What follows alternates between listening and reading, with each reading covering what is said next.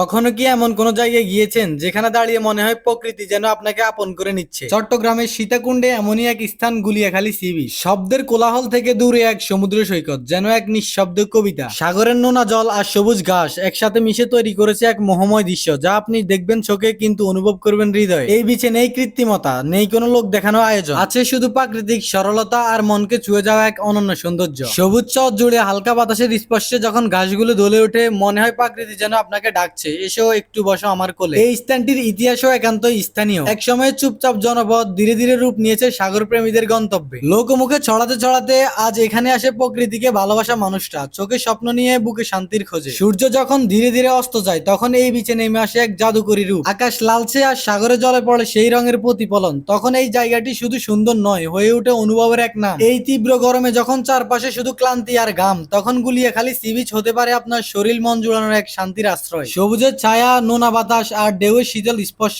সব মিলিয়ে এক স্বস্তির ছোঁয়া। এই গরমে যদি শান্তি খুঁজে থাকেন, একবার চলে আসুন গুলিয়াখালীতে। প্রকৃতি আপনাকে ঠান্ডা করে দিবে নিঃশব্দে। নিত্য নতুন এমন ভিডিও পেতে আমাদের চ্যানেলটি লাইক, ফলো এবং সাবস্ক্রাইব করে রাখুন।